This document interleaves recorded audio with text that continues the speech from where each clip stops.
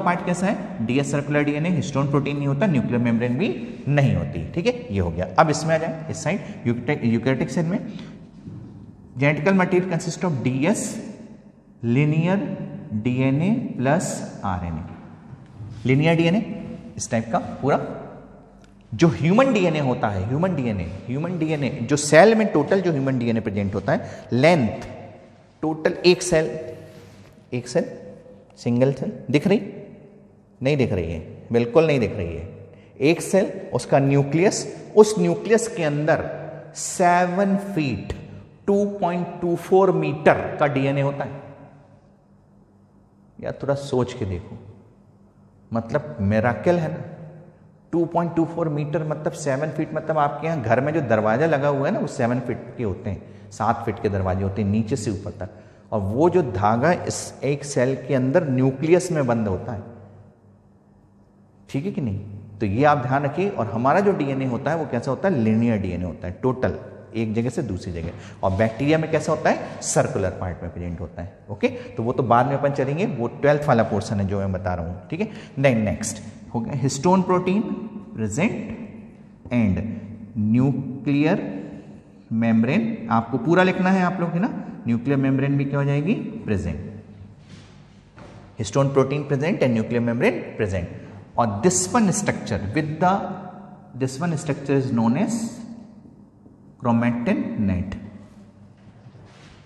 Chromatin net जो धागा जैसा होता है, हमारी बॉडी में जो धागा जैसा प्रेजेंट होता है, this one consist of DNA RNA plus histone protein.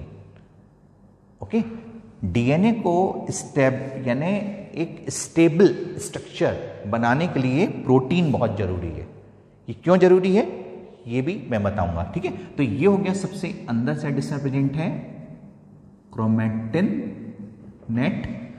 Okay, अंदर साइड हो गया कौन सा, chromatin net. This one is a nuclear membrane,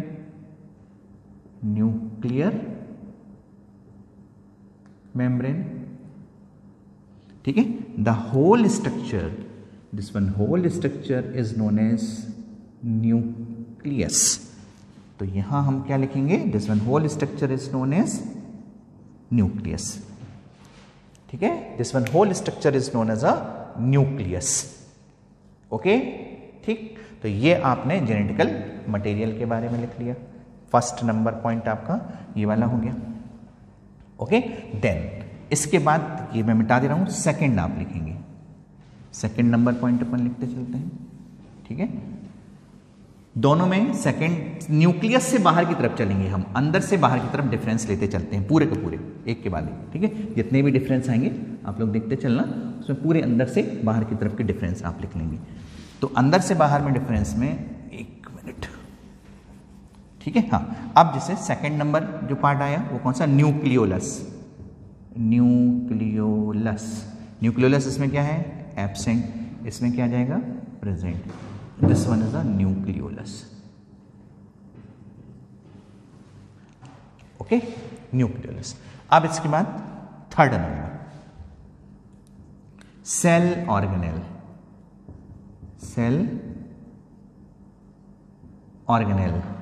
organ से छोटे पार्ट जो होते हैं वो ऑर्गेनेल्स, ठीक है। तो ऑर्गेनेल्स वाला पार्ट हो जाएगा, सेल के लिए जो छोटे पार्ट हो जाएंगे वो सेल ऑर्गेनेल्स कहलाएंगे, ठीक है। अब सेल ऑर्गेनेल्स सच एस, इसके चारों तरफ जो प्रेजेंट होता है, पहला number endoplasmic reticulum. They are of 2 types, ठीक है, वो बाद में देंगे। And this one also contain Golgi complex, ठीक है। बट द प्लांट सेल का एक और बहुत इंपॉर्टेंट फीचर है वैक्यूल, ठीक है। This one also contain vacuole, okay. And chloroplast also present in this,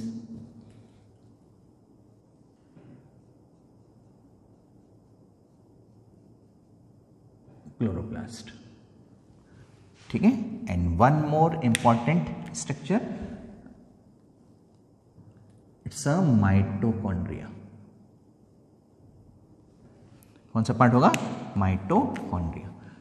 तो जो रिमेनिंग पोर्शन रह गया, this one occupied by the vacuole.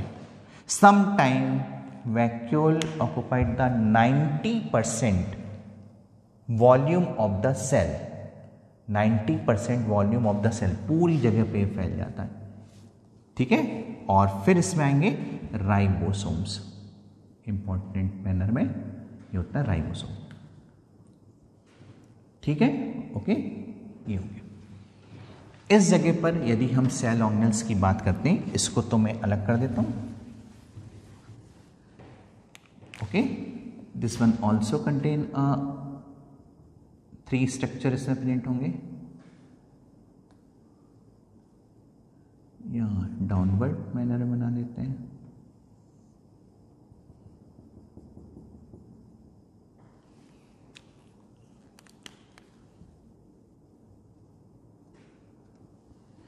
Filament. Okay, इसमें प्रेजेंट होता है फिलामेंट. और इसमें और पार्ट क्या जाएगा, mRNA and ribosome. These ribosome freely present ribosome also present. Then chromatophore बाद में देते हैं. अदर स्ट्रक्चर अभी डिस्क्राइब में बिल्कुल भी नहीं कर रहा हूं इस जगह पर, क्योंकि जितनी रिक्वायरमेंट है वही मैं बता रहा हूँ. फिमरी, पिलाई, ये सारी चीज़ें मैं आपको बाद में बताऊंगा. ठीक है, इसमें वॉल्यूटिन ग्रैन्यूल जो प्रेजेंट होते हैं वो सब चीज़ें मैं आपको बाद में बताऊंगा, अभी नहीं बता रहा हूँ. ठीक है, तो अब हमारे पास आ गया cell organelles. Cell organelles absent and cell organelles, कोई भी सेल ऑर्गेनेल्स इसमें नहीं है, लेकिन इस जगह पर सेल ऑर्गेनेल्स हैं, right, such as ER.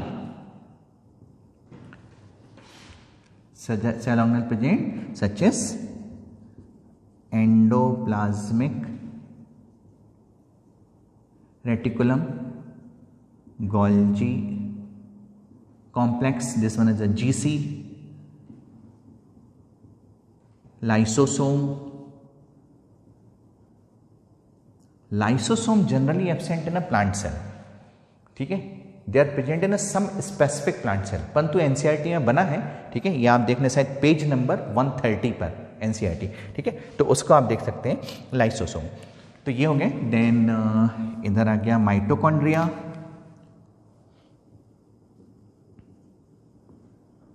Mitochondria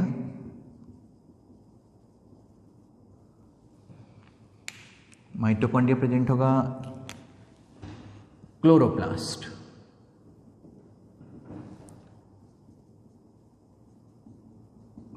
chloroplast. Peroxisome, some cell contain peroxisome but not the each and every cell. ठीक है, तो endoplasmic reticulum, Golgi complex, lysosome, mitochondria, chloroplast and microbody, ये होती है. माइक्रोबॉडीज में पेरोक्सिसोम, ग्लाइसोसोम्स वगैरह आ जाते हैं. They are collectively known as intracellular chamber और साइटोप्लाज्मिक चैम्बर. और बहुत इजी है, इंट्रासेलुलर चैम्बर. इंट्रासेलुलर मतलब सेल के अंदर की और चैम्बर, चैम्बर के अंदर chamber, so known as the intracellular chamber और cytoplasmic chambers. These cell organelles collectively known as intracellular chambers और साइटोप्लाज्मिक चैम्बर्स. ये क्वेश्चन भी AIPMT का है. ठीक है, तो थोड़ा सा आप इस चीज को ध्यान रखना कि इन इंट्रासेलुलर चैम्बर्स एब्सेंट इन, और वो पोर्शन था ऑब्जेक्टिव में bacteria. Intercellular chambers absent in bacteria, तो बैक्टीरिया में इंटरसेलुलर चैम्बर्स प्रेजेंट नहीं होते. तो अब मैंने पहले आपको न्यूक्लियस से बनाया, फिर इसके बाद और सेल के बारे में, सेल ऑर्गेनेल के बारे में. ठीक है, अब हम आगे इंटरसेलुलर चैम्बर्स का. नेक्स्ट कौन सा जाएगा, 4th नंबर. इसमें हम लिखेंगे कौन सा, राइबोसोम. ओके, नेक्स्ट डिफरेंस हो गया राइबोसोम. सेल ऑर्गेनेल्स के बाद ये बहुत बढ़िया आपको ध्यान रखना है, बहुत सिंपल मैनर में, मुफ्त के नंबर हैं बिल्कुल. ठीक है, कि सेल ऑर्गेनेल्स मतलब no one cell organelles present in a prokaryotic cell.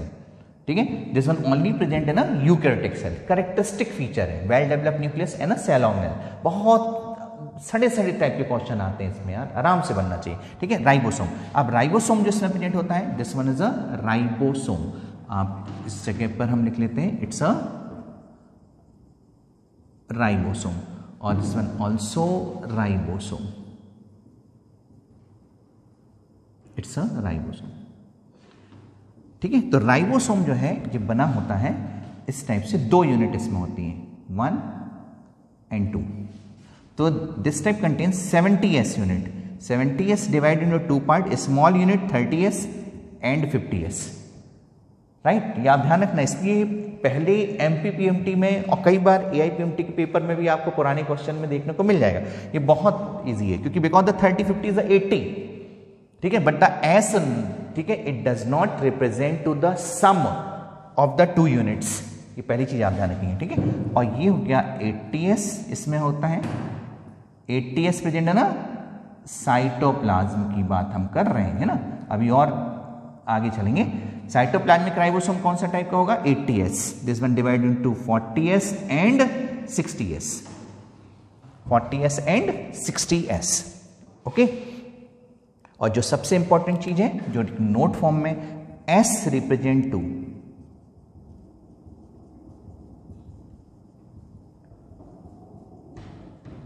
Sedimentation coefficient और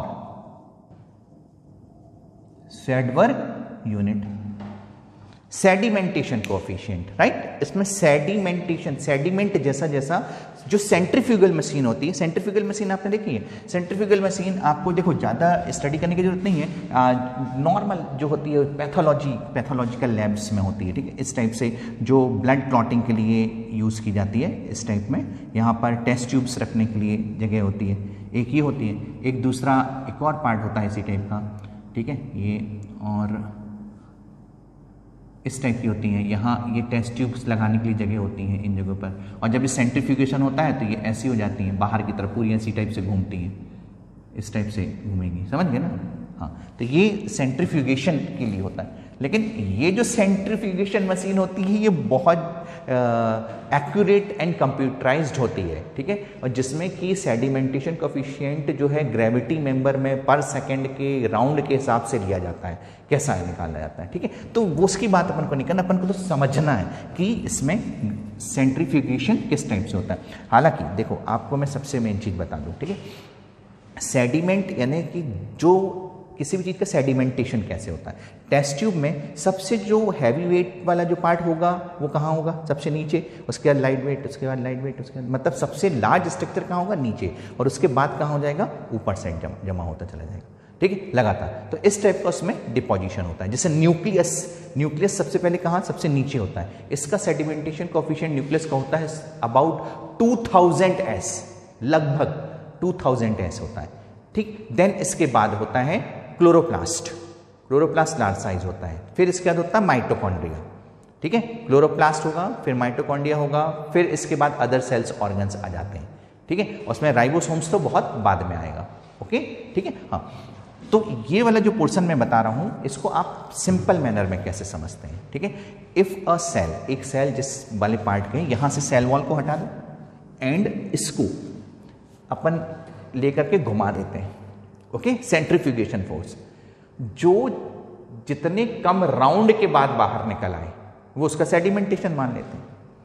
कैसा रहेगा, याद करने के लिए ज्यादा अच्छा है ना। यानी इसमें देखो राइबोसोम की जो छोटी यूनिट होती है, this one comes out in after 40 rounds, तो 40s। बड़ी यूनिट कितने के बाद, 60 के बाद, और कंप्लीट यूनिट जो है कितने के बाद बाहर आती है, 80s, ठीक है। तो ये चीज आप ध्यान रखेंगे, इन अ रेस्ट पोजीशन, ठीक है, when the protein synthesis does not take place, both the unit detach from the each other, dissociate होती हैं। At the time of the protein synthesis they unite together and form a single unit, this are known as a ribosome. तो जो अलग अलग unit है, तो पहला number जो छोटी यूनिट है 30 राउंड्स के बाद, और बड़ी यूनिट है वो कितने, 50 राउंड्स के बाद, कंप्लीट यूनिट कितने, 70 राउंड्स के बाद। आप इसको इस तरह से याद करना, ठीक है, समझ में आई बात। तो आपको ध्यान रहेगा कि कम सेडिमेंटेशन कोएफिशिएंट वाला मतलब होता है छोटा साइज, कम वेट और कम साइज, ओके। तो this one not represent to the sum 30s unit 50s unit, दोनों का कंप्लीट कौन सा, 70s। यदि इधर से लेते हैं तो 40s और ये 60s और ये 80s, ओके। अब आपके दिमाग में एक और चीज बनना चाहिए कि मैंने इसको मेम्ब्रेन बाउंड सेल ऑर्गेनेल्स में क्यों नहीं लिखा। Because ribosomes it's not a membrane bound structure. Ribosome, ribo मतलब होता है RNA, some for the soma, soma बना हुआ है बॉडी के लिए, जहां जिस जगह भी आप देख लो। लाइसोसोम, लाइसो मतलब होता है लाइटिक, लाइसिस तोड़ना, ऐसी बॉडी जो किसी चीज को तोड़ दे, लाइसोसोम। इसको सुसाइडल वैक कहा जाता है। यदि ये फट जाए तो सेल में एंजाइम्स फैल के इसको खत्म कर देंगे, राइट। तो ये चीज आप ध्यान रखिए, लाइसोसोम जिस भी जगह। राइबोसोम, राइबोसोम क्या है? आरएनए से बना हुआ, आरएनए से बनी हुई जो बॉडी होती है उसे कहा जाता है राइबोसोम। समझ में बात? तो ये सोमा फॉर द बॉडी। और सोमा वर्ड कहां से बना है? सोमैटिक सेल, पूरी सेल ऊपर से नीचे तक, राइट। ये आप ध्यान रखिए।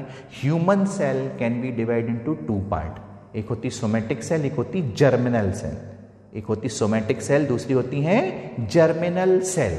हमारी बॉडी में टू टाइप सेल से कंसीडर की जाती। पूरी सोमैटिक सेल ऊपर से नीचे तक जितनी भी सेल हैं वो कौन सी हो जाएंगी? सोमैटिक। और जर्मिनल सेल से जो जाएंगी स्पर्म ओवम में जो जाएगा, राइट। तो वो जो पार्ट होता है वो जर्मिनल सेल्स होती हैं। ओके, ध्यान रखेंगे। अभी केवल सिंपल सुनना है आपको बस। ओके, तो राइबोसोम जो है it's a membrane less cell, membrane less. ये मैं आपको जब मैं राइबोसोम कंप्लीट पढ़ाऊंगा आपके कोर्स में, उस समय मैं बना के भी बताऊंगा, ठीक। तो ये हो गया 70s एंड 80s, ये वाला डिफरेंस एक हो गया। देन नेक्स्ट इसी में ये स्ट्रैडबर्ग वगैरह आपने लिख लिया, इसी में लिख लेंगे this one, ribosome present in polysome form. और इसमें लिख लें ribosome present in monosomic form. अब ये जो पॉलीसोम है, इंडिया का ऐसा कोई एग्जाम नहीं है जिसमें कि पॉलीसोम्स के बारे में ना आया हो, ठीक है। तो ये कभी भी उठा के देख लो, 17-18 का या 16-17-18 में से एक साल का आप उठा के देखो, उसमें पॉलीसोम्स मिल जाएगा। अब what is the polysome? Group of ribosome, लिखते जाना, पॉलीसोम्स आपको यही लिखना है। Group of ribosome, group of ribosomes present on mRNA, present on mRNA. Group of ribosome present on mRNA known as polysome. Group of ribosome present on mRNA, एक mRNA वाला part होता है, ठीक है। इसके ऊपर छोटी यूनिट, बड़ी यूनिट, छोटी यूनिट, बड़ी यूनिट, छोटी यूनिट, बड़ी यूनिट, इस टाइप से प्रेजेंट होते हैं। This type of structure is known as a polysome. तो group of ribosome present on mRNA, messenger RNA. Group of ribosome present on the mRNA, messenger RNA के ऊपर जो प्रेजेंट होते हैं उसको क्या कहा जाता है? पॉलीसोम। पॉलीसोम कभी भी आ सकता है, ऐसा कभी नहीं हुआ। मैंने बताया ना कि MPPMT, एम्स, AIPMT सारे एग्जाम में पॉलीसोम्स पूछा गया है, ठीक है। और मेरे ख्याल से तो 17 या 18 का जो मैंने पेपर बोला उसमें भी आप देखो पॉलीसोम सब भी मिलेगा, रिसेंट में आया था, ठीक है। तो group of the ribosome present on the mRNA is called the polysome. और यहाँ सिंगल राइबोसोम प्रेजेंट होते हैं, they are known as the monosomes, ठीक है। तो अब देखो अपन जेनेटिकल मटेरियल, सेल ऑर्गेनेल्स में काफी कुछ अपन ने ले लिया। देन इसके बाद अपन ले लेते हैं प्लाज्मा मेम्ब्रेन। चलो ठीक है, इधर से मैं इसको अलग करता हूँ और इधर से इसको अलग करता हूँ। ये अभी प्लाज्मा मेम्ब्रेन के बारे में डिफरेंस 2012 एंड 13 प्लाज्मा मेम्ब्रेन में कॉमन लिखना है, ठीक है।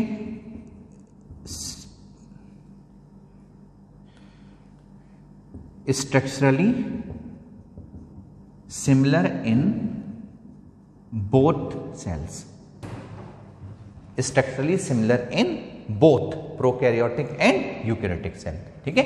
बोथ टाइप्स ऑफ सेल लिख लो, बोथ टाइप्स ऑफ सेल। 2012 में जब ये क्वेश्चन पूछा गया था, which of the following is structurally similar in both prokaryotic and eukaryotic cell, उसका आंसर था प्लाज्मा मेम्ब्रेन। इसी चीज को उन्होंने चेंज कर दिया 13 में। विच of the following is structurally similar in E coli prokaryote, E coli, and Chlamydomonas eukaryote. Simple चीज वही थी, बस एग्जांपल बेस पूछ लिया। आंसर क्या आना था? Plasma membrane. तो एग्जांपल करके हम लिख लेंगे यहां पर ई कोलाई और यहां एग्जांपल करके लिख लो क्लेमाइडोमोनास एक्सेट्रा, और इकोलाई COLI एक्सेट्रा, क्योंकि जितने भी बैक्टीरिया होंगे उन सब में और जितनी भी यूकैरियोटिक सेल होंगी उन सब में कि मेम्ब्रेन जो है प्लांट, एनिमल, फंगस जितनी भी होती हैं, ठीक है, सब। तो स्ट्रक्चर जो होता है इसका जो मॉडल होगा, model explain by the fluid mosaic model. आप लोग ने 9th-10th में पढ़ाई होगा फ्लूइड मोजाइक मॉडल। दोनों की मेम्ब्रेन के लिए लगता है, बोथ द स्ट्रक्चर, यानी structure of the plasma membrane in both prokaryotic and eukaryotic cell, this one explain by the fluid mosaic model. इसको फ्लूइड मोजाइक मॉडल से ही एक्सप्लेन किया जाता है। ओके, तो ये थोड़ा सा आप इसको ध्यान रखेंगे, इसलिए ये जो क्वेश्चन आया था उसका आंसर था फ्लूइड मोजाइक। दूसरा क्वेश्चन एक और आता है, थोड़ा सा ध्यान रखना, आप लोग से क्वेश्चन बहुत जल्दी बन जाते हैं। Simple, which of the following cell organelle present in both prokaryotic and eukaryotic cell?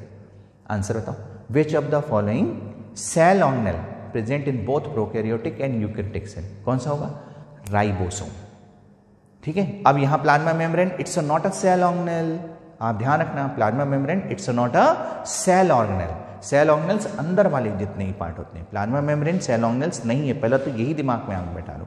ठीक है, तो उन्होंने क्या पूछा, which of the following is structurally similar in both prokaryotic and eukaryotic cell? ये था, उन्होंने ऑर्गन बोले नहीं था, उसका क्या पार्ट था? Plasma membrane.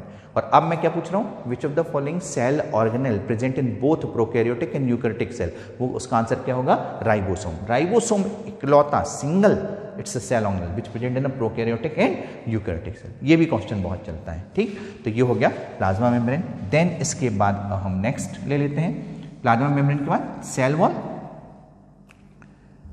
जो भी नंबर आपका है, सेल वॉल।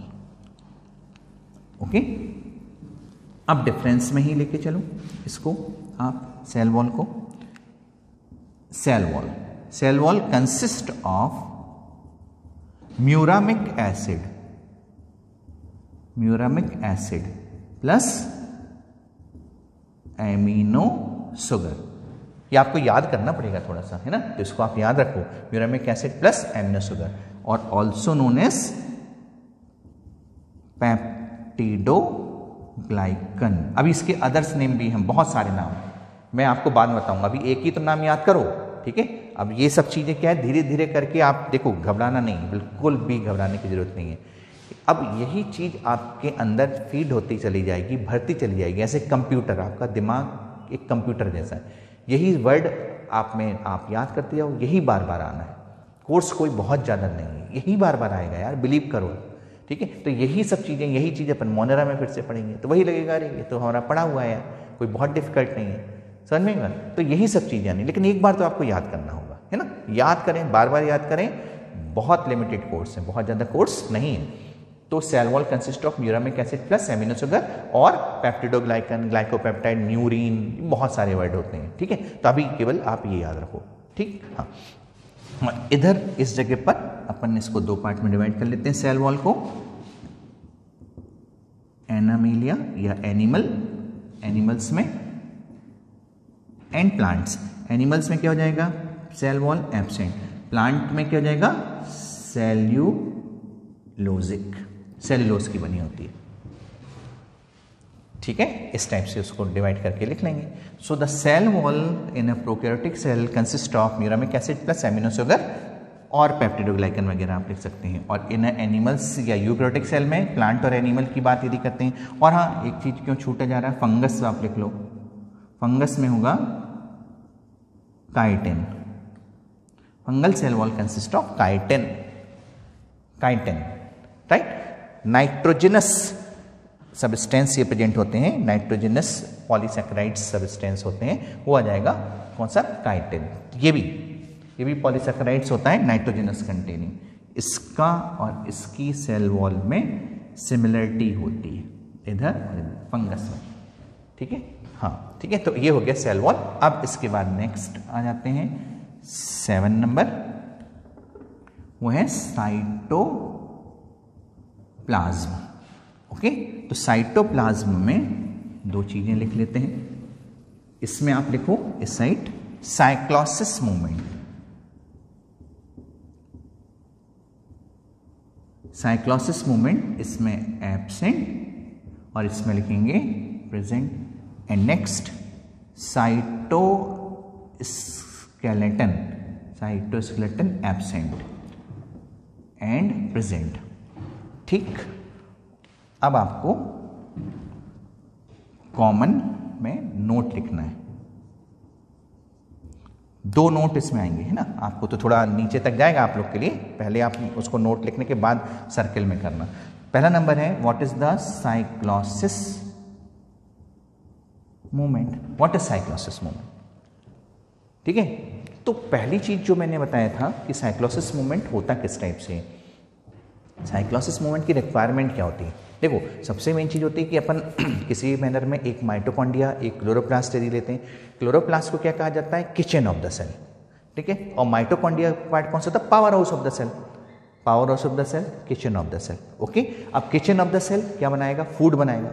और रेस्पिरेशन में आपको मालूम है कि ये